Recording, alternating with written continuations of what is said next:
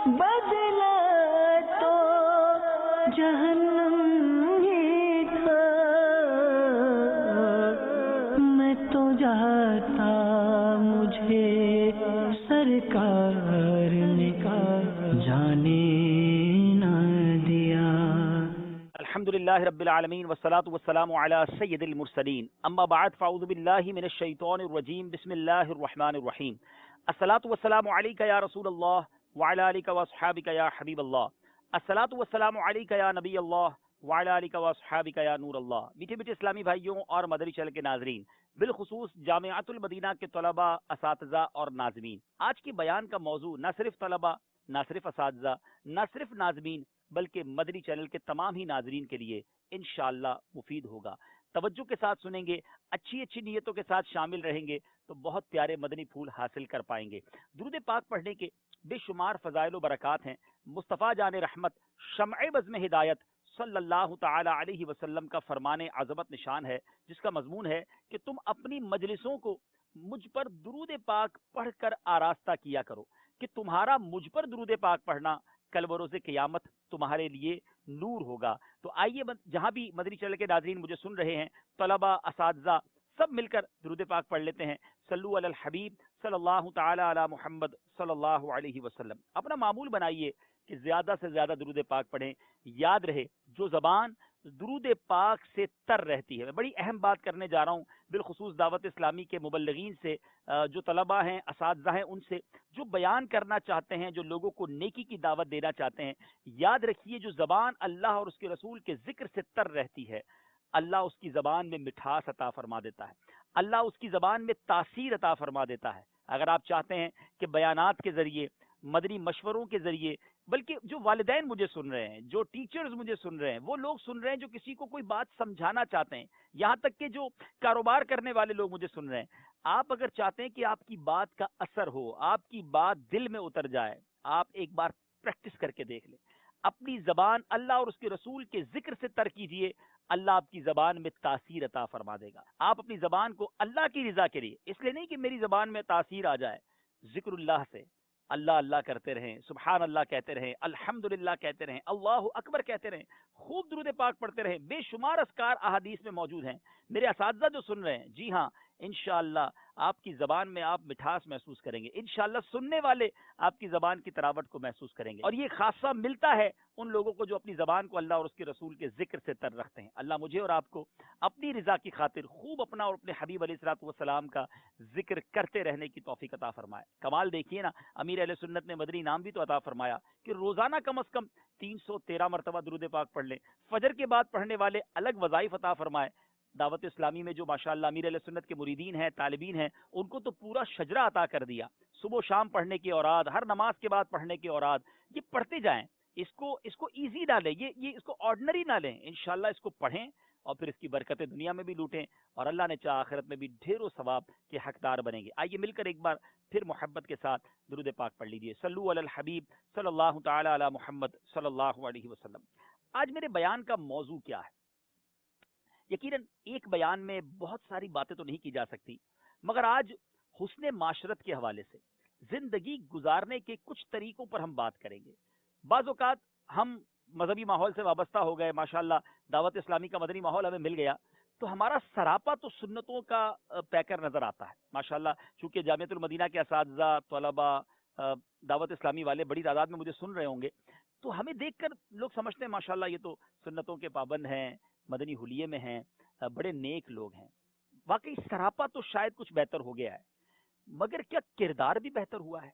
ہماری عادتیں بھی سنتوں والی ہے، ہمارا کردار بھی سنتوں والا ہے، ہماری گفتار بھی کیا واقعی نبی پاک کے طریقے کے مطابق ہے؟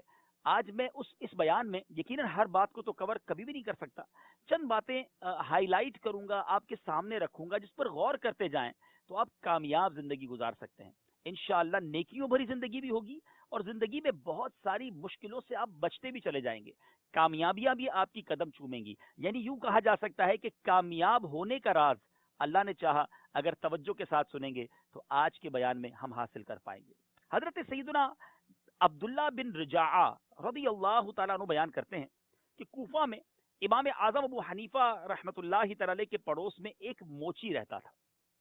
جو تمام دن تو محنت مزدوری کرتا اور رات گئے گھر میں مچھلی یا کسی اور جانور کا گوشت لے کر آتا، پھر اسے بھون کر کھاتا اور اس کے بعد شراب پیتا اور شراب کے نشے میں دھت ہو جاتا تو خوب شور و غل کرتا، اس طرح رات گئے تک سلسلہ رہتا یہاں تک کہ اسے نیند گھیر لیتی۔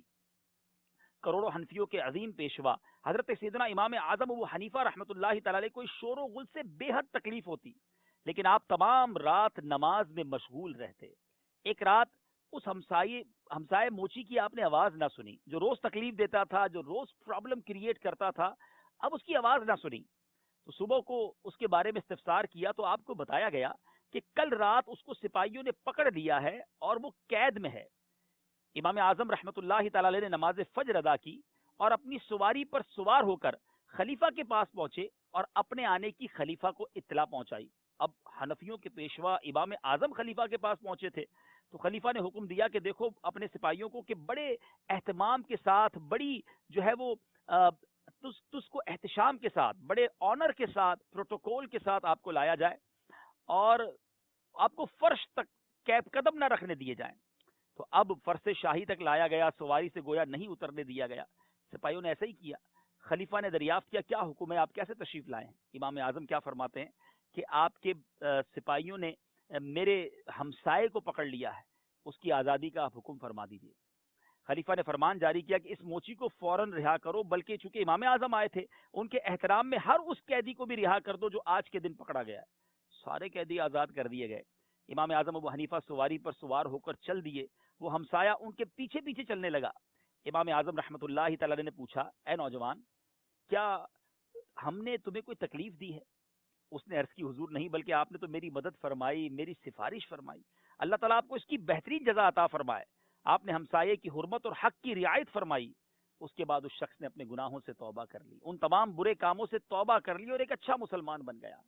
میرے میٹھے اسلامی بھائیوں، غور کیجیے، ہم بھی تو حنفی ہیں، ہمارے امام کا یہ واقعہ ہے نا۔ امام اعظم ابو حنیفہ رضی اللہ تعالیٰ عنہ نے کیا کیا؟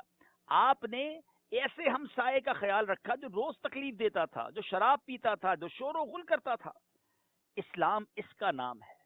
پڑوسیوں کے حقوق نبی پاک علیہ الصلوۃ والسلام نے کئی احادیث میں بیان کیے۔ قرآن مجید فرقان حمید میں گویا مجھے اور آپ کو کن کن لوگوں کے حقوق ادا کرنے ہیں، ان میں سے چند کا کتنے شاندار انداز میں بیان ہوا۔ آئیے سنتے ہیں۔ اللہ تبارک و تعالی سورہ نساء 5ویں پارے کی آیت نمبر 36 میں ارشاد فرماتا ہے، وَاعْبُدُوا اللَّهَ وَلَا تُشْرِكُوا بِهِ شَيْئًا وَبِالْوَالِدَيْنِ إِحْسَانًا وَبِذِي الْقُرْبَى وَالْيَتَامَى وَالْمَسَاكِينِ وَالْجَارِ ذِي الْقُرْبَى وَالْجَارِ الْجُنُبِ وَالصَّاحِبِ بِالْجَنبِ وَابْنِ السَّبِيلِ وَمَا مَلَكَتْ أَيْمَانُكُمْ إِنَّ اللَّهَ لَا يُحِبُّ مَنْ كَانَ مُخْتَالًا فَخُورًا۔ ترجمہ کنز ایمان، اور اللہ کی بندگی کرو اور اس کا شریک کسی کو نہ ٹھہراؤ، اور ماں باپ سے بھلائی کرو، اور رشتہ داروں اور یتیموں اور محتاجوں اور پاس کے ہمسائے اور دور کے ہمسائے اور کروٹ کے ساتھی اور راہگیر اور اپنی باندی غلام سے بے شک اللہ کو خوش نہیں آتا کوئی اترانے والا، بڑائی مارنے والا۔ ذرا غور کیجئے، گویا ایک پوری لسٹ ہے جس کے ساتھ ہم نے حسن سلوک کرنا ہے، جن کا خیال رکھنا ہے، جن کے حقوق ادا کرنے ہیں۔ اس میں ماں باپ بھی ہیں، اس میں رشتہ دار بھی ہیں، اس میں پڑوسی بھی ہیں، اس میں یتیم اور محتاج بھی ہیں۔ ذرا غور کیجئے، کیا ہم ان تمام لوگوں کا خیال رکھ رہے ہیں؟ پتہ چلا کہ ہم ایک مذہبی ماحول میں تو آ گئے، ہمارا سراپا تو سنتوں کا پیکر ہو گیا کیا، لیکن ہم سے ہمارے گھر والے راضی ہیں، ہمارے رشتہ دار خوش ہیں، ہمارے پڑوسیوں کا ہمارے ساتھ کیا رویہ ہے، ہمارے پڑوسی ہمارے بارے میں کیا سوچتے ہیں؟ اس آیت کے تحت تفسیرات احمدیہ میں ہے کہ قریب کے ہمسائے سے مراد وہ ہے جس کا گھر اپنے گھر سے ملا ہو، دور کے ہمسائے سے مراد وہ ہے جو محلے دار تو ہو مگر اس کا گھر اپنے گھر سے ملا ہوا نہ ہو، اور جو پڑوسی بھی ہو اور رشتہ دار بھی ہو وہ قریب کا ہمسایہ ہے، اور وہ جو صرف پڑوسی ہو رشتہ دار نہ ہو وہ دور کا ہمسایہ ہے، اور جو پڑوسی بھی ہو اور مسلمان بھی ہو وہ قریب کا ہمسایہ ہے، اور جو صرف پڑوسی ہو مسلمان نہ ہو وہ دور کا ہمسایہ ہے۔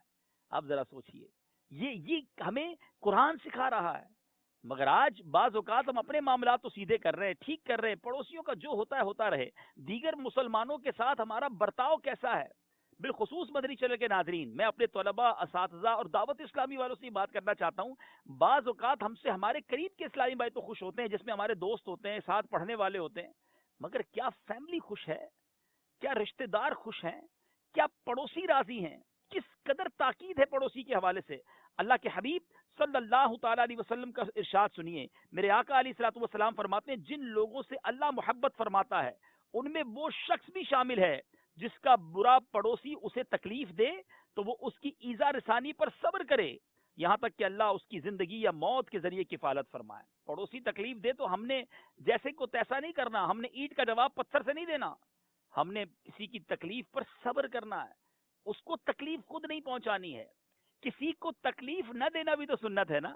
اے سنتوں پر عمل کرنے کا جذبہ رکھنے والوں، کیا اس سنت پر ہم عمل کر رہے ہیں کہ میری ذات سے کسی کو تکلیف نہ پہنچے؟ یا بہت سے تکلیف اٹھا رہے ہیں، بہت سے پریشان ہیں؟ یاد رکھیے وہ حدیث پاک اپنے دلوں میں بٹھا لیجیے۔ حدیث پاک کا مضمون ہے، جس نے کسی مسلمان کو تکلیف دی، من آذا مسلمن فقط آذانی۔ آقا فرماتے جس نے کسی مسلمان کو تکلیف دی اس نے مجھے تکلیف دی، ومن آذانی فقط آذ اللہ، اور جس نے مجھے تکلیف دی اس نے اللہ کو تکلیف دی۔ اب ذرا سوچئے، ایک اور حدیث پاک پیارے آقا علیہ الصلوۃ والسلام ارشاد فرماتے ہیں، جس نے اپنے پڑوسی کو ایذا دی بے شک اس نے مجھے ایذا دی، اور جس نے مجھے ایذا دی اس نے اللہ کو ایذا دی، یعنی اللہ کو تکلیف دی۔ جس نے اپنے پڑوسی سے جھگڑا کیا اس نے مجھ سے جھگڑا کیا، اور جس نے مجھ سے لڑائی کی بے شک اس نے اللہ عز و جل سے لڑائی کی۔ یہ چھوٹا معاملہ نہیں ہے، یہ پڑوسی کا معاملہ بڑا اہم ہے۔ ایک بار نبی پاک علیہ الصلوۃ والسلام صحابہ کرام کے سامنے بیان فرما رہے تھے، اتنے پڑوسی کے حقوق بیان کیے، اتنے بیان کیے کہ صحابہ کہتے ہیں میں شک ہوا کہ پیارے آقا وراثت میں بھی پڑوسی کا حصہ بیان فرما دیں گے۔ اور ایک آج ہم ہیں کہ شاید بہت سو کو تو اپنے پڑوسیوں کا نام بھی نہیں پتا ہوگا۔ پڑوسی اگر کسی تکلیف میں ہے تو اس کے بارے میں کوئی علم نہیں ہوگا۔ ہمارا گھر صاف ستھرا رہے، چاہے ہمارے گھر کا کچرا ہم کسی پڑوسی کے آگے ڈال دیں، یہ اسلام نہیں ہے میٹھے اسلامی بھائی۔ ہم اگر واقعی نیک بننا چاہتے ہیں، واقعی اللہ کے پسندیدہ بننا چاہتے ہیں، تو ہمیں اپنے پڑوسیوں کے ساتھ اچھا سلوک کرنا ہوگا۔ اور میں نے قرآن پاک کی جو آیت تلاوت کی ہے اس میں خاص رشتہ داروں کا، والدین کا، پڑوسیوں کا ذکر ہے۔ میں انشاءاللہ ابھی فیملی پر بھی بات کرتا ہوں۔ ایک اور خوبصورت جو ہے وہ واقعہ سنیے کہ حضرت سیدنا بایزید بستامی رحمۃ اللہ تعالی علیہ کمال کے بزرگ ہیں، آپ کے ایک غیر مسلم پڑوسی آپ کا سفر پر گیا، اس کے بال بچے گھر میں رہ گئے۔ رات کو اس پڑوسی کا بچہ روتا تھا، آپ نے اس کی بیوی سے پوچھا کہ بچہ کیوں روتا ہے؟ وہ بولی گھر میں چراغ نہیں ہے، پہلے کے زمانے میں لائٹس تو نہیں ہوتی تھی، چراغ سے ہی روشنی ہوتی تھی، اندھیرے میں بچہ گھبراتا ہے۔ اس دن سے آپ روزانہ چراغ میں خوب تیل بھر کر روشن کرتے اور اس کے گھر بھجوا دیا کرتے۔ جب وہ غیر مسلم سفر سے واپس آیا تو اس کی بیوی نے یہ واقعہ سنایا۔ وہ غیر مسلم بولا کہ جس گھر میں با یزید کا چراغ آ گیا ہے وہاں اندھیرا کیوں رہے، اب اسلام کا نور بھی داخل ہو جائے، وہ سب کے سب مسلمان ہو گئے۔ یہ ہے اسلام۔ ہمارے اسلاف کے پڑوسی کو تکلیف نہ پہنچانا بھی سنت ہے۔ آج میں ان سنتوں کی بات کرنے آیا ہوں کہ جن سنتوں پر عموماً یا تو توجہ نہیں ہوتی یا عمل کم ہوتا ہے۔ اسی طرح ہم نے رشتہ داروں کے بارے میں بات سنی، کس قدر بڑا دخل ہے ہماری فیملی کا ہماری زندگی میں۔ اللہ کے حبیب علیہ الصلوۃ والسلام کی حدیث پاک سنیے، حضرت عائشہ صدیقہ رضی اللہ تعالی عنہا راوی ہیں، ترمذی شریف کی حدیث ہے، میرے آقا فرماتے ہیں خیرکم خیرکم لأہلہ وانا خیرکم لأہلی۔ آقا فرماتے ہیں تم میں بہتر شخص وہ ہے جو اپنے گھر والوں کے لیے بہتر ہو، اور میں اپنے گھر والوں کے لیے تم سب سے بہتر ہوں۔ اب بتائیے، ہیں بہترین تو وہ ہے جو گھر والوں کے لیے بہتر ہو۔ کیا ہم اپنے گھر والوں کے لیے بہتر ہیں؟ ٹھیک ہے، مدرسے میں، جامعہ میں، اپنے علاقے میں، اپنے دوستوں میں ہم بڑے فیورٹ ہیں۔ بعض اوقات رات کو دیر سے کوئی دوست بلائے تو اس کے لیے فوراً حاضر ہیں، لیکن کبھی والد صاحب بلائیں، کبھی والدہ بلائیں، کبھی رشتہ دار بلائیں، کبھی بہن بھائی کوئی کام کہیں، اس کے لیے ہم راضی ہیں۔ بعض اوقات تو ایسے لوگ بھی ہوتے ہیں جو مذہبی کہلانے والے بھی جب گھر جائیں تو گھر والے ٹینشن میں آ جاتے ہیں۔ میں ایک چھوٹا سا ایگزامینیشن، ایک چھوٹا سا ٹیسٹ دینا چاہتا ہوں آپ کو، اپنے بارے میں چیک کیجئے کہ کبھی میں گھر جاتا ہوں، جب جو پڑھ رہے ہیں وہ کئی دنوں بعد جاتے ہوں گے، کچھ ایسے ہوتے ہوں گے جو روزانہ گھر جاتے ہوں گے۔ آپ جب گھر میں داخل ہوتے ہیں اپنا خود ہی ایک ٹیسٹ لیجئے کہ میرے گھر میں داخل ہوتے ہی میری فیملی ریلیکس ہو جاتی ہے، کمفرٹ فیل کرتی ہے، آسان فیل کرتی ہے، یا میرے گھر میں جاتی سب پر ٹینشن تاری ہو جاتی ہے، ہر بندہ گھبرا جاتا ہے، جو مسکرا کر بات بھی کر رہے ہوتے ہیں وہ بھی خاموش ہو جاتے ہیں۔ اپنے آپ سے پوچھئے ہم گھر کے فرد ہیں یا انسپیکٹر ہیں؟ ہمارے جانے سے ٹینشن کیوں ہوتی ہے؟ حدیث پاک تو یہ بہترین وہ ہے جو گھر والوں کے لیے بہترین ہے. نبی پاک علیہ الصلوۃ والسلام کونین کے والی ہیں، مگر گھر کا سودا سلف لایا کرتے، اپنی ازواج کے ساتھ کھانا پکانے میں ہاتھ بٹایا کرتے، بچوں کو امام حسن امام حسین کو کاندھوں پہ بٹھایا کرتے. آپ نے سنا وہ احادیث؟ مگر کیا جب ہم اپنی فیملی کے ساتھ ہوتے ہیں، اپنے بھائی بہنوں کے ساتھ ہوتے ہیں، اپنے والدین کے ساتھ ہوتے ہیں تو اتنے نرم ہوتے ہیں، ان کے ساتھ اتنا گھل مل جاتے ہیں، فیملی ممبر بن کے رہتے ہیں، یا فیملی کے اندر بھی افسر بن کے رہتے ہیں؟ ٹھیک ہے، اگر آپ کے پاس باہر کوئی ذمہ داری ہے، چاہے وہ دینی ذمہ داری ہے چاہے وہ دنیاوی ذمہ داری ہے، آپ بزنس مین ہیں، آپ کو لگتا ہے میں بزنس میں بڑا بیزی ہوتا ہوں، میں آفیسر ہوں، میں باس ہوں. آپ باہر باس ہیں، آپ گھر میں باس نہ بنیں. آپ باہر مینیجر ہیں، آپ گھر کے اندر جا کر آرڈر نہ چلائیں. آپ باہر اگر نگران ہیں، آپ باہر اگر استاد ہیں، اگر باہر آپ دین کا کوئی بڑا کام کر رہے ہیں، بہت اچھی بات ہے، لیکن گھر جا کر آپ ان ذمہ داریوں کی وجہ سے گھر والوں پہ روب تو نہ جمائیں نا. فیملی کا حق ہے آپ پر، آپ کے حسن سلوک کے حقدار ہیں وہ، اور بالخصوص والدین. اللہ اکبر. ایک بار پیارے آقا علیہ الصلوۃ والسلام سے سوال ہوا کہ حضور میرے حسن اخلاق کا سب سے زیادہ حقدار کون ہے؟ آقا علیہ الصلوۃ والسلام نے اس شخص سے فرمایا تیری ماں. کہا حضور پھر؟ فرمایا تیری ماں. عرض کیا حضور پھر؟ فرمایا تیری ماں. کہا حضور اس کے بعد؟ فرمایا تیرا والد. غور کیجیے، یہ کیٹیگری ہے. پھر رشتہ داروں کی باری ہے. لیکن ہم باہر والوں کے لیے تو بڑے شفیق مہربان، ہمارے حسن اخلاق کے چرچے پورے محلے میں، لیکن یہ مسکراتا چہرہ محلے والوں کے لیے گھر میں شیر ببر بنا ہوا ہے، گھر والوں کے لیے تکلیف کا باعث ہے. کیا یہ سنت نہیں ہے؟ ہمارے گھر والے پریشان ہیں تو ہم کیسی لائف گزار رہے ہیں؟ ایسا نہ کیجیے. خدارا نبی پاک کی سنت پر عمل ایسا کیجیے کہ گھر جائے تو گھر میں سب کو مزہ آ جائے، ہر چہرہ مسکرا اٹھے. اگر آپ شوہر ہیں تو آپ کی بچوں کی امی آپ کی آمد پر خوش ہو، آپ کے بچے آپ سے لپٹ کر پکاریں کہ ابو آ گئے. کچھ ابو ایسے بھی ہیں کہ گھر جاتے ہیں تو بچے رضائی میں گھس جاتے ہیں کہ سو جاؤ ابو آ گئے ہیں. وہ کیسا ابو ہے، وہ کیسا والد ہے جس سے بچے ڈر رہے ہیں؟ سوچئے نا. بچوں سے پیار ہماری شریعت سکھاتی ہے، بچوں کے ساتھ ہمارا کیا برتاؤ ہے. جن کے چھوٹے بھائی بہن ہیں، جن کے والدین، جن کے اپنے بچے ہیں، کیا وہ شفقت اور محبت ہم دیتے ہیں اپنی بچوں کو؟ حضرت عمر رضی اللہ تعالیٰ عنہ کا بڑا شاندار قول ہے. آپ فرماتے انسان باہر تو مرد کی طرح رہے مگر گھر جائے تو بچہ بن جائے. تو خدارا آقا کی سنت کو زندہ کیجیے. حسن معاشرت کا یہ اہم مدنی پھول ہے. میں نے پہلے پڑوسیوں پر بات کی ہے اور اب آپ سے رشتہ داروں پر بات کر رہا ہوں، بالخصوص اپنی فیملی پر. اور قریبی رشتہ داروں کا بھی بڑا شاندار کردار ہے. بعض اوقات والدین سے تو ہم اچھے ہوتے ہیں، بعض اوقات کچھ ایسے بھی ہوتے ہیں جو بھائی بہنوں کے ساتھ بھی اچھے ہوں گے، لیکن کیا دیگر رشتہ داروں کا ہمیں خیال ہے؟ ان کے ساتھ حسن سلوک ہے؟ شریعت ہمیں صلہ رحمی کا درس دیتی ہے. کس قدر رشتہ داروں کا یوں سمجھیے کہ رول ہے، رشتہ داروں کی اہمیت ہے. ایک شخص پیارے آقا علیہ الصلوۃ والسلام کی خدمت میں حاضر ہوا اور عرض کی حضور مجھ سے بہت بڑا گناہ ہو گیا ہے، بڑا جرم ہو گیا ہے، کیا میری توبہ قبول ہوگی؟ پیارے آقا علیہ الصلوۃ والسلام نے فرمایا کیا تیری ماں ہے؟ Look at the question and answer. سوال ہو رہا ہے گناہ پر، سوال ہو رہا ہے غلطی پر، توبہ کرنے پر سوال ہو رہا ہے. مگر نبی پاک نے جواب دینے کی بجائے ایک اور سوال فرمایا کہ بتاؤ تمہاری ماں زندہ ہے؟ وہ شخص کہتا ہے حضور ماں تو نہیں ہے. فرمایا کیا تیری خالہ ہے؟ کہ حضور ہاں خالہ زندہ ہے. فرمایا جا اس کی خدمت کر، اللہ تیرے سارے گناہ معاف کر دے. خالہ کی خدمت پر گناہ معاف، سوچئے نا، کیونکہ وہ ماں کی بہن ہے. یہ ہے رشتہ داروں کا کمال، یہ ہے رشتہ داروں کی خدمت کا صلہ. مگر آج دنیا خوش ہے اور رشتہ دار سارے پریشان ہیں.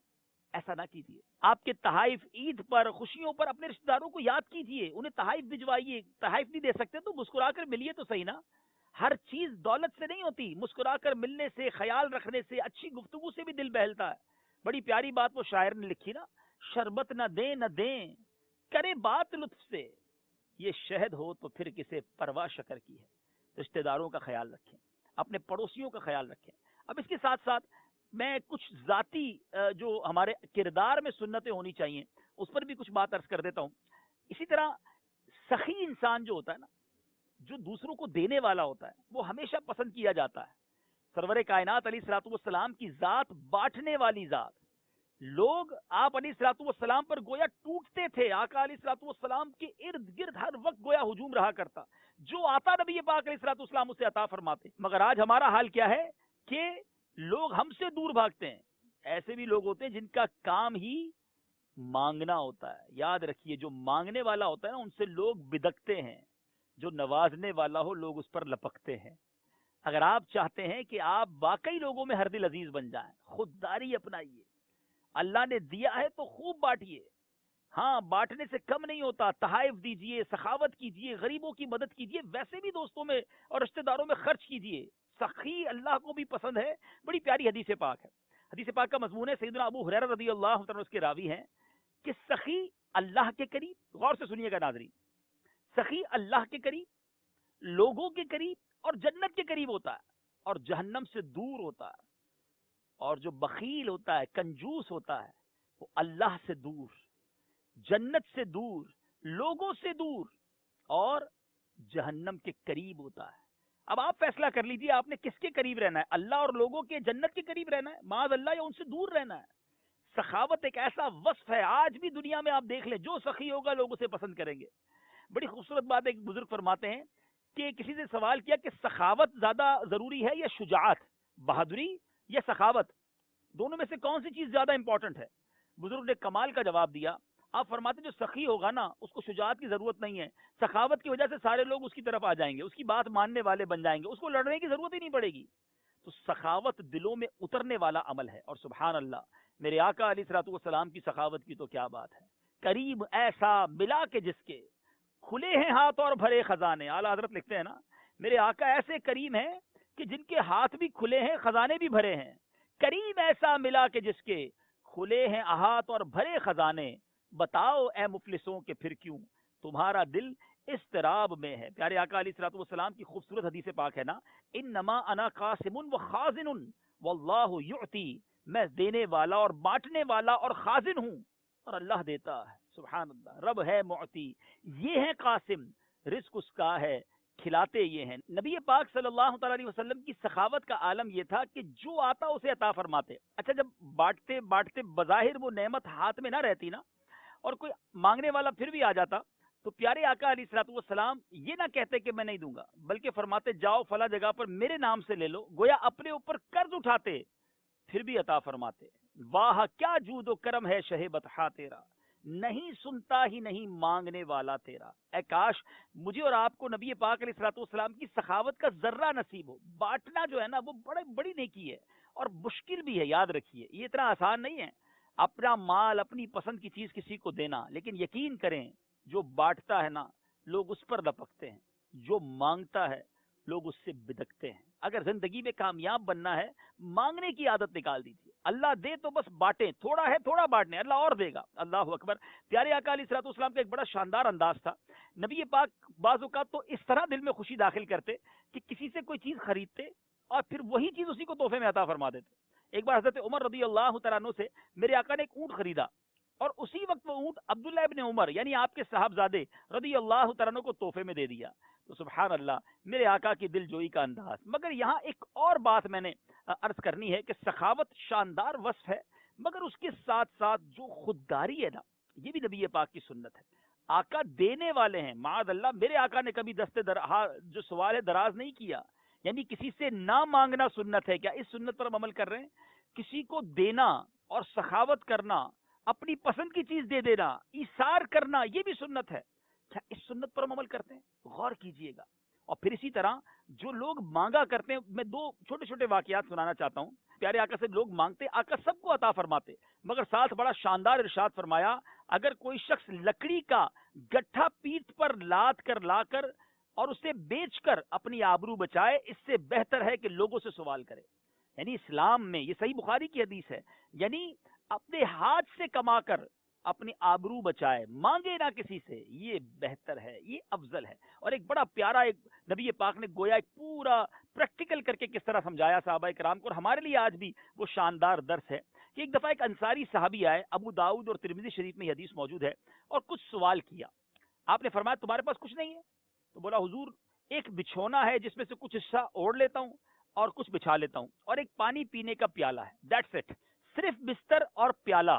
شاید ہم میں سے بہت سارے ایسے ہوں گے جن کو اس سے اللہ نے بہت زیادہ نوازا ہوگا، مگر پھر بھی لوگوں سے مانگ رہے ہوتے ہیں، کبھی قرضہ مانگ رہے ہوتے ہیں، کبھی مدد مانگ رہے ہوتے ہیں، کبھی تحفہ مانگ رہے ہوتے ہیں۔ یاد رکھیے کسی بھی لحاظ سے مانگنے والا یہ لوگوں میں مقبول نہیں ہو سکتا. تھوڑے دنوں بعد لوگ کترانے لگ جاتے ہیں. بعض لوگ کہتے ہیں یار مجھ سے لوگ پتہ نہیں ملتے کیوں نہیں ہیں, میرا فون کیوں نہیں اٹھاتے, مجھے ٹائم کیوں نہیں دیتے. آپ دیکھیں آپ کے اندر کوئی ایسی بات تو نہیں جس سے لوگ کترا رہے ہیں.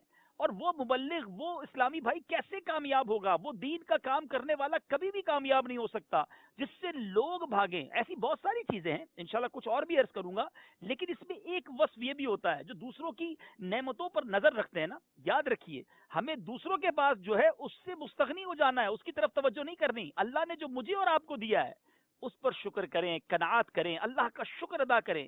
رب نے پھر بھی کروڑوں سے اچھا بنایا ہے نا. اللہ نے صحت دی ہے, اللہ نے زبان دی ہے, آنکھیں دی ہیں, بہت ساری نعمتیں دی ہیں.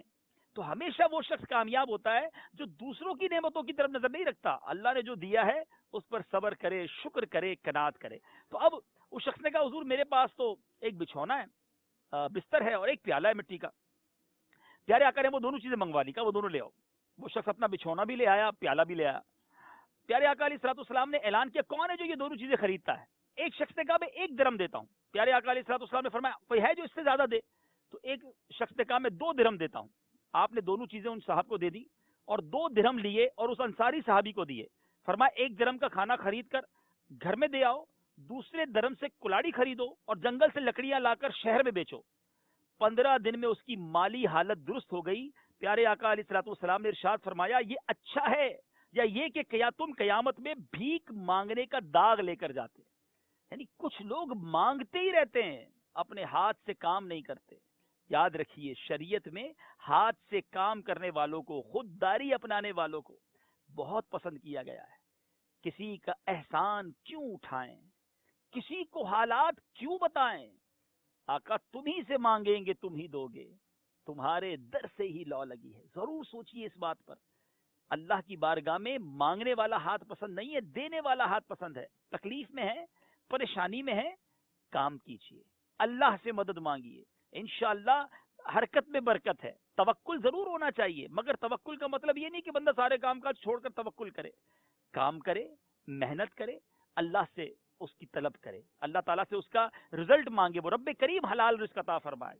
تو بہرحال ایک یہ جو بری عادت چند لوگوں میں ہوتی ہے جس کی وجہ سے وہ کامیاب نہیں ہوتے, وہ کسی کی نعمتوں پہ نظر رکھنا یا کسی سے مانگنا. سخی بنیے, اللہ سے دعا کرے اللہ مجھے اور آپ کو سخی بنائے. بخل جو ہے نا, کنجوسی, کنجوس آدمی نہ فیملی میں مقبول ہے, بلکہ کچھ لوگ تو اتنے کنجوس ہوتے ہیں اپنی فیملی پر بھی خرچ نہیں کرتے, مال و دولت ہوتے ہوئے بچوں پہ خرچ نہیں کرتے.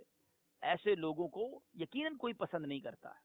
تو اللہ مجھے اور آپ کو سخاوت کا وصف نصیب فرمائے. اب آتے ہیں گفتگو کی طرف, کیونکہ بہت سارے ایسے اسلام میں مجھے سن رہے ہیں جو مبلغین ہیں, یا تو درس دیتے ہیں یا اجتماع میں بیان کرتے ہیں یا تدریس کرتے ہیں, یا مطلب ہمارا بہت سارا کام جو ہے وہ بولنے سے متعلق ہے. بلکہ جو بدری چل کے ناظرین سن رہے ہوں گے, ظاہر ہے آپ کو بھی گفتگو کرنی ہے. سرور کائنات علیہ الصلوۃ والسلام کی گفتگو کا کیا انداز تھا, سبحان اللہ سبحان اللہ. بی بی عائشہ صدیقہ رضی اللہ تعالی عنہا فرماتی ہیں نبی پاک علیہ الصلوۃ والسلام اس طرح لگاتار گفتگو نہیں فرماتے تھے جس طرح تم بولتے چلے جاتے ہو, بلکہ آپ علیہ الصلوۃ والسلام ٹھہر ٹھہر کر گفتگو فرماتے. آپ کے پاس جو بیٹھا ہوتا وہ اس گفتگو کو یاد کر سکتا تھا. اگر شمار کرنے والا اسے شمار کرنا چاہتا تو اسے گن سکتا, یعنی نبی پاک کے الفاظ کاؤنٹ کیے جا سکتے تھے. مگر آج بہت بڑا مسئلہ بعض لوگوں کا انداز گفتگو ہے. اتنا تیز تیز بولتے ہیں, اتنا اسپیڈ میں بولتے ہیں کہ سامنے والے کو سمجھ ہی نہیں آتا کہ کیا کہہ رہے ہیں. دوبارہ کہنا پڑتا, حضور ذرا دوبارہ فرمائیے گا, آپ کی بات سمجھ نہیں آئی. کچھ لوگ اتنا اونچا بولتے ہیں کہ سامنے والا سمجھتا ہے لڑائی کر رہے ہیں, ڈانٹ رہے ہیں. نہیں میرے میٹھے اسلامی بھائیوں, ہماری شریعت, ہمارے پیارے آقا کا جو زندگی گزارنے کا شاندار انداز ہے, نبی پاک کی سنتوں میں ہر چیز کی ٹریننگ موجود ہے. آقا مسکرا کر گفتگو کرتا ہے. حضرت ابو دردہ رضی اللہ تعالیٰ عنہ کی جو زوجہ تھی ام دردہ رضی اللہ تعالیٰ عنہ, ایک بار آپ کی زوجہ نے آپ سے کہا کہ میں آپ کو جب بھی دیکھتی ہوں آپ میری طرف مسکرا کر دیکھتے ہیں. اللہ اکبر. حضرت ابو دردہ رضی اللہ تعالیٰ نے فرمایا کہ میرے آقا علیہ الصلوۃ والسلام کو میں نے جب بھی دیکھا نبی پاک میری طرف نظر فرماتے اور مسکرایا کرتے. سبحان اللہ سبحان اللہ. مسکرانا سنت ہے. کیا اس سنت پر عمل ہے کہ نہیں؟ بلکہ بعض تو ایسے بھی ہوں گے ناظرین میں سے کہ جن کو عرصہ ہو گیا مسکرائے ہوئے. سوچئے لاسٹ کب مسکرائے تھے آپ. مسکرانے والا چہرہ سب کو پسند آتا ہے, مسکراتا شخص اچھا لگتا ہے. اگر واقعی آپ کوئی بڑا دین کا کام کرنا چاہتے ہیں, واقعی آپ لوگوں کے دلوں میں اترنا چاہتے ہیں, سب سے پہلے تو مسکرانا سیکھیے. آپ کا چہرہ کھلتا ہوا ہونا چاہیے، ہر وقت منہ چڑھا ہوا ہے جناب، ایسا چہرہ جس کو دیکھ کے ہی بات کرنے کا جی نہ چاہے، ایسا نہیں ہونا چاہیے. حشاش بشاش فریش. اگر آپ کسی پریشانی میں بھی ہیں تو یہ پریشانی آپ کی ہے نا، لوگوں کو پریشان کیوں کر رہے ہیں؟ آپ کے ساتھ کوئی پرابلم ہوا ہے، آپ چاہ رہے ہیں میں دوسرے کے ساتھ بھی وہی پرابلم کر دوں. ٹھیک ہے، آپ کے ساتھ کوئی مشکل ہے، صبر کیجئے، مگر مسکرائیے. مسکرانا سنت ہے، مسکرانا صدقہ ہے. یہ وہ دولت ہے جو خرچ کرنے سے کم نہیں ہوتی. خرچ کیے جائیے، آپ مسکرائیں گے آٹومیٹکلی سامنے والا بھی مسکرا دیتا ہے. سبحان اللہ. اور دوسری بات، گفتگو کا انداز، یہ بڑا امپورٹنٹ ہے، بالخصوص جن کو دین کا کام کرنا ہے، جنہوں نے مبلغ بننا ہے. آپ کے الفاظ کا چناؤ بہت ضروری ہے. پہلے تو ٹھہر ٹھہر کر بولنا سیکھیے. بالکل تیز رفتار طریقے سے جو لوگ بولتے ہیں ایسا نہیں ہونا چاہیے. اور اسی طرح ایسا بھی نہیں ہونا چاہیے کہ جناب آپ کا مزاج ہی ایسا ہو، بعض اوقات دو افراد بات کر رہے ہو، میں لگتا ہے لڑائی کر رہے ہیں، تو کہ بھائی خیر تو ہے، کیا ہوا؟ کہ لڑائی نہیں، ہمارا انداز ہی ایسا ہے. تو نہیں، یہ انداز نہیں ہونا چاہیے. اچھا، پھر کچھ لوگ، ایک پرابلم یہ ہے، کچھ لوگ یہ سمجھتے ہیں کہ میرا اب اسٹائل ہی ایسا ہے تو میں بدل نہیں سکتا. ایک بڑی اہم بات میں یہاں مدری چینل کے ناظرین سے شیئر کرنا چاہتا ہوں. ہماری عادت جو ہے نا، ہمارا جو مزاج ہے، ہماری جو عادتیں ہیں، یہ رنگ اور قد نہیں ہے. رنگ اور قد نہیں بدل سکتا. کسی کو اگر اللہ نے گورا بنایا تو وہ کالا نہیں ہو سکتا، جو کالا ہے وہ گورا نہیں ہو سکتا. افریقن آپ جتنی بھی کریمیں لگا لیں وہ افریقن ہی رہے گا. لیکن قد کسی کا لمبا ہے، چھوٹا نہیں ہو سکتا. قدرتی قد چھوٹا ہے، وہ بڑا نہیں ہو سکتا. ٹھیک ہے، یہ بات تو سمجھ آتی ہے. مگر کوئی کہے میری بات کا اسٹائل بھی تبدیل نہیں ہو سکتا، میرا غصہ کم نہیں ہو سکتا، میری جلد بازی کی عادت ختم نہیں ہو سکتی، میری صفائی نہ کرنے کی عادت ختم نہیں ہو سکتی، میں گندا ہی رہتا ہوں. نہیں، یہ عادتوں کے اپنے آپ کو حوالے نہ کر دیں. پلیز سمجھیے میری بات کو. آپ نے اگر واقعی ایک کامیاب انسان بننا ہے، we have to rectify our self. ہمیں اپنی ذات میں تبدیلی لانی ہے. چیک، پہلے بیٹھ کر چیک تو کریں میرے اندر کیا کیا خامیاں ہیں. کوئی حرج نہیں ہے، چیک کر لیں ایک بار. میں صفائی کرتا ہوں کہ نہیں، اپنے جسم کی، اپنے اطراف کی، اپنے کمرے کی. میرے اندر سے بو تو نہیں آتی، میرا چہرہ صاف شفاف رہتا ہے، میرے دانت صاف رہتے ہیں، میری اگر داڑھی ہے تو اس میں کنگھی اور تیل وغیرہ میں لگاتا ہوں، میں امامہ پہنتا ہوں تو ٹھیک پہنتا ہوں، میرا لباس میلا کچیلا تو نہیں ہوتا، مجھ سے لوگ گھن تو نہیں کھاتے، میری گفتگو جب میں بات کرتا ہوں سمجھ آتی ہے کہ نہیں آتی، میں مسکرا کر ملتا ہوں نہیں ملتا، میں جلدی غصہ تو نہیں کر جاتا، میں بات بات پہ لڑائی تو نہیں کرتا، میں سامنے والے کو ٹوکتا تو نہیں ہوں، کسی کی بات ہی پوری نہیں ہونے دیتا. نہیں مجھے پتا ہے، رکیے رکیے میں بتاتا ہوں. کیا اس طرح کا انداز تو نہیں ہے؟ دیکھیں، ایک بار مجھے بیٹھ کر لسٹ تو بنانی پڑے گی نا. اور میں آپ کو مشورہ دیتا ہوں، یہاں پر ہمیں ایک ایسا ساتھی چاہیے گا، ایک ایسا اسلامی بھائی جو ہمارے ساتھ ہوتا ہو، ہمارا رشتہ دار ہو یا ہمارے ساتھ مدرسے میں پڑھتا ہو یا ہمارے علاقے میں، اس کو کہیں حضور مجھے بتائیں، گھبرائیں نہ، مجھے بتائیں میرے اندر آپ کیا کمزوری فیل کرتے ہیں. جب تک مجھے میری کوئی کمزوری بتائے گا نہیں، خامی بتائے گا نہیں، ٹھیک کیسے ہوگا؟ بیماری پتہ چلتی ہے تو بندہ دوائی لیتا ہے نا، اس میں گھبرائیں نا. مگر ایک بات طے کر لیں کہ میں نے اپنی بری عادت، اپنی بری خصلت کے اپنے آپ کو حوالے نہیں کر دینا. میں چینج ہو سکتا ہوں، میں بدل سکتا ہوں، میں بہترین ہو سکتا ہوں. میری گفتگو شائستہ ہو سکتی ہے، میری گفتگو میں بہت خوبصورت الفاظ کا چناؤ ہو سکتا ہے، میری شخصیت میں ایک زبردست بدلاؤ آ سکتا ہے، میں نرم ہو سکتا ہوں، میں شفیق بن سکتا ہوں، میں لوگوں کا خیر خواہ بن سکتا ہوں، میں ہر دل عزیز بن سکتا ہوں. It's possible. میں آپ سے پوچھتا ہوں نا، کیا آپ پہلے بھی ایسے تھے جب دعوت اسلامی کا مدنی ماحول نہیں ملا تھا؟ آپ جامعۃ المدینہ میں کیسے آ گئے؟ ارے آپ استاد کیسے بن گئے؟ آپ آج ناظم کیسے بن گئے؟ آج آپ دعوت اسلامی کے نگران کیسے بن گئے؟ ہم جب دعوت اسلامی کے مدنی ماحول میں آ کر اتنی ساری برائیاں چھوڑ سکتے ہیں، میں امامہ پہن سکتا ہوں، میں داڑھی رکھ سکتا ہوں، تو اب میرے اندر جو باقی چیزیں وہ بھی ٹھیک ہو سکتی ہیں. پہلے ریئلائز کرنا ضروری ہے. پلیز آج کے اس بیان کو پازیٹیو لیجئے اور پہلے لسٹ کیجئے. کچھ باتیں تو میں بیان کر سکا، میں ہر بات تو ایک بیان میں نہیں آپ تک پہنچا سکتا نا، لیکن ہر اسلامی بھائی کوشش کرے کہ پہلے یہ چیک کرے کہ میری گفتگو کیسی ہے. میں ایک مشورہ دوں گا آپ اپنے بیان کو، اپنی گفتگو کو، کسی سے فون پہ بات کریں، اپنی گفتگو کو، کسی کی نہیں، اپنے انداز کو ریکارڈ کریں اور پھر سنیں آپ کہ آپ کیسے بات کرتے ہیں. آپ ایسا تو نہیں کہ بہت جلدی میں بات کرتے ہیں، آپ کے الفاظ چبا چبا کر آپ گفتگو کرتے ہیں، سامنے والے کو سمجھ نہیں آتی، اتنا دھیما بولتے ہیں کہ اس کو بڑی مشکل سے سنائی دیتا ہے، یا اتنا زور سے بولتے ہیں کہ سامنے والا ڈر جاتا ہے. آواز بھی مناسب، الفاظ بھی مناسب، ٹھہر ٹھہر کر گفتگو. بیان بھی اگر آپ نے کرنا ہے تو بیان بھی ایسا کریں کہ لوگ سمجھ سکیں، ان کو بات آپ کی سمجھ آئے. کوئی لکھ رہا ہے تو وہ لکھ بھی سکے. کاش میں بھی سنت کے مطابق بولنا سیکھ جاؤں، آپ بھی سنت کے مطابق بولنا سیکھ جائیں. یقین کریں، پھر دیکھیں انشاءاللہ زندگی کتنی آسان ہو جائے گی. تو آج کے بیان میں باتیں تو بہت ساری تھی، موضوعات بھی بہت سارے ذہن میں آ رہے ہیں، لیکن ظاہر ایک پرٹیکولر وقت، ایک مخصوص ٹائم کے لیے بیان کرنا ہوتا ہے. مگر جو آج میرا ٹاپک ہے کہ نبی پاک علیہ الصلوۃ والسلام کی سیرت میں جو سنتیں ہیں، کردار کی جو سنتیں ہیں، اس کو اپنانے کی کوشش کیجیے. ہم سراپے کی سنتیں تو اپناتے ہیں، کاش کردار کی سنتوں کو اپنانے والے بن جائیں. گفتگو بھی نبی پاک کی سنت کے مطابق ہو، کسی کا دل نہ دکھے، حسن اخلاق کے پیکر بن جائیں، حقوق العباد کا خیال رکھنے والے بن جائیں. وعدہ کریں تو پورا کریں، بات کریں تو سچ بولیں، بڑوں کا ادب کریں، بچوں پر شفقت کریں، پڑوسیوں کا خیال رکھیں، ماں باپ سے ٹوٹ کر محبت کریں، ان کا ادب کریں. والدین ہمیں اپنا فرما بردار خود سے کہیں. دیکھیں، ایک تو یہ کہ میں امی سے کہوں، ابو سے کہوں دعا کیجیے، اور ایک میں اتنی خدمت کروں کہ وہ خود دعا دیں، دل سے دعا دیں. یقین کریں جب وہ دعا ملے گی نا، ساری مشکلیں آسان ہو جائیں گی، بیڑا پار ہو جائے گا.